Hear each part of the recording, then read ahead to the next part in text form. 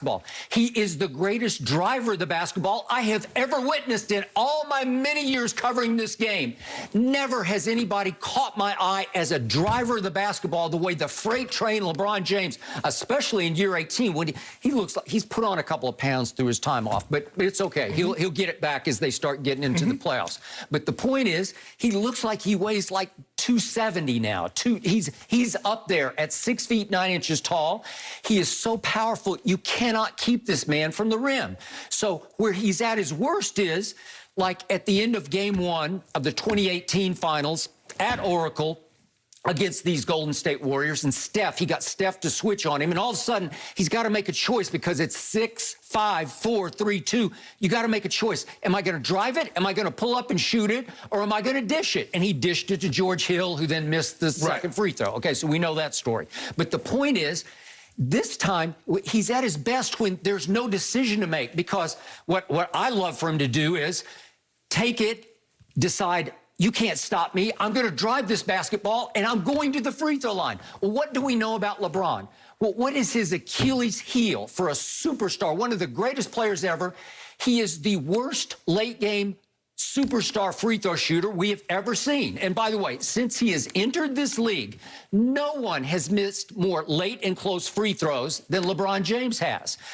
No one's missed more field goals late and close. That's in the last 5 seconds on the free throws. In the 10 seconds, you can throw in field goals. Well, let me ask you a question. Since he's entered the league, who's won more championships? Okay. And MVPs? Okay, fine. Since you put it like that. Okay, fine. But we're talking about this shot at this moment. The one that went in? So you take the decision out of his hands, because he doesn't have to think, okay, if I drive it, they're going to foul me, and I'm going to have to go stand there and make those free throws. He was 6 out of 9 last night, which is about what he usually is, but he'd missed 3. Well, he didn't have time to drive it, Skip. Okay, I got it. That's the point.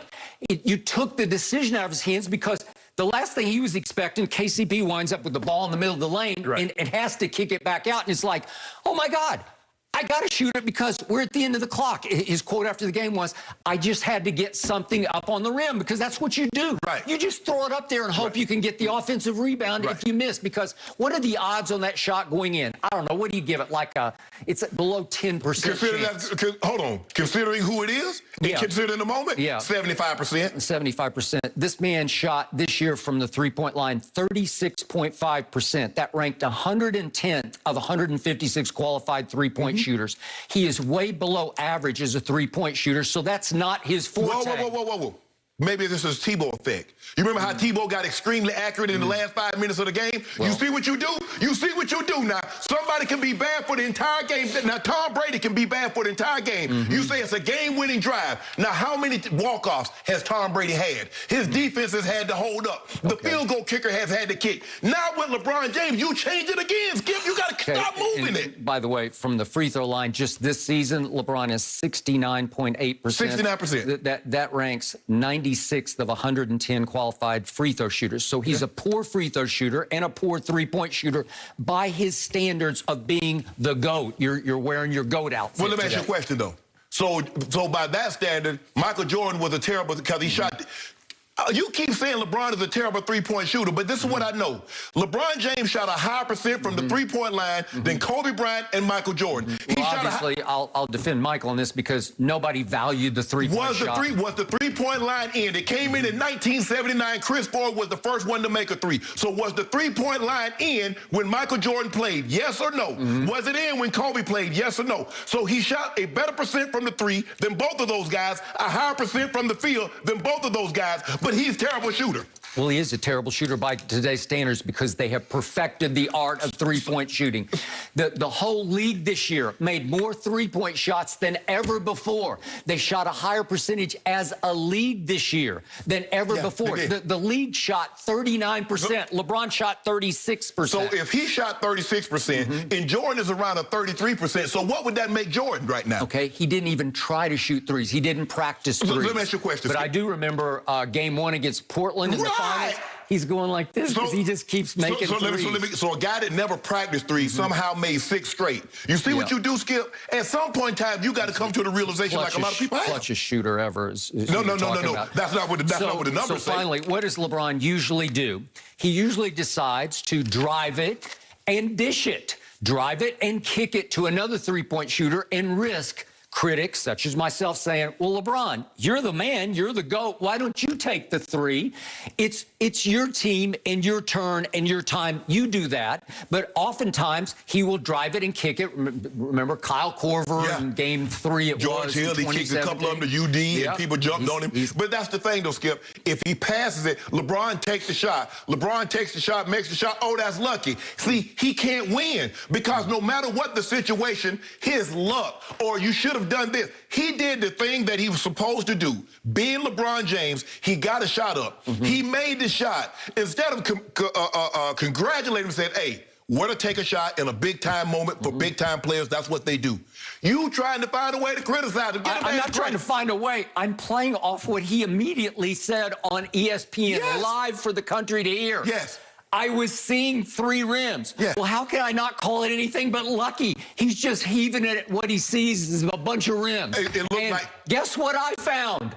Thank you, God, it went in. It seems to me, Skip, that he got poked, if I'm not mistaken, his left eye more so than the right eye. So maybe he did have some double or triple vision. I think everybody that if you played the game of basketball, you've accidentally got a finger in the eye. Okay. And you know how it is. We've seen, now it didn't swell, Skip. We've seen guys in UFC or boxing get a thumb in the eye, and the eye closes almost instantaneous. It didn't do that. But you could imagine getting a finger in the eye. Now, this is not just a pickup basketball game. This is not we playing at the park. This is not we playing some willy-nilly game at the YMCA. This is for, you know, to go on. Now, I don't know how they judge this game. Is this a regular season game or is this a playoff game? It's a little fuzzy how they're going to equate it, but this is what we know. Only one player has had more game time or go-ahead baskets in the final minute. That's one Kobe Bryant. Nobody has as many playoff walk-offs is Go James. Nobody.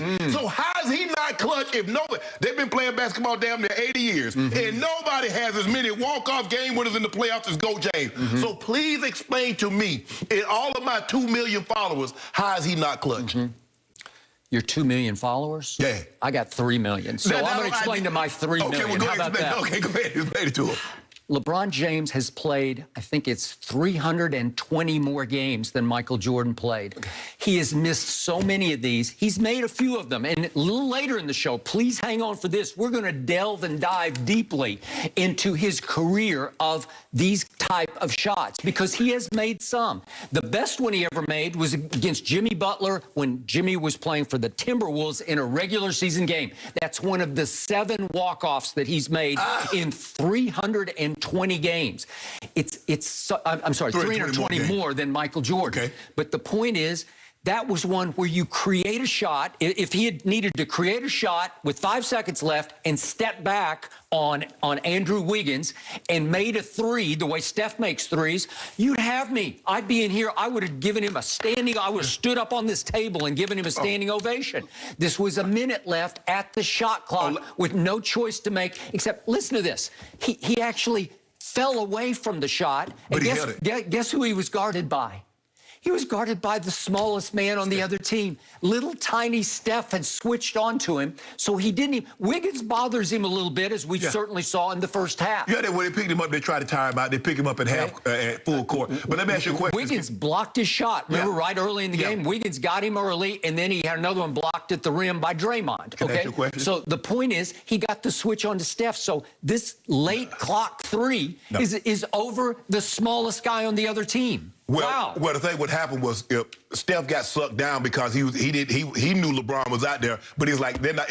Even if they get it to him, he's like, there's a greater chance that he's gonna miss than not. So he's like, he got sucked down on KCP, and the ball somehow found its way to LeBron. But you remember he hit a shot like this in the playoffs against Orlando. Remember he against You know what? It was just like that because what was that? There was like 1 second left where there's no decision to make. And it was Mo Williams who inbounded at Cleveland. It's game 2, and they're down a game to Orlando, right? Yeah. And all he can do is catch it near the top of the circle and just turn and shoot it on Turkoglu. Remember this? Yeah. And Turkoglu actually plays him to drive, and I'm like screaming at the TV, just get up in his face. Turkoglu's like 6'8". But guess what happened? You see, if Paul George was thinking just like Turkoglu played him for the drive, well, Paul George played him for the jumper because he saw what he did to Turkoglu, and guess what? He drove right by PG, another game winner. And he shot a left-handed layup off the glass because LeBron is naturally left-handed. Yeah, I mean, the only thing he really does with his left hand is shoot a basketball. Everything else, with his right hand. With his right hand. With his right hand, because you're absolutely right.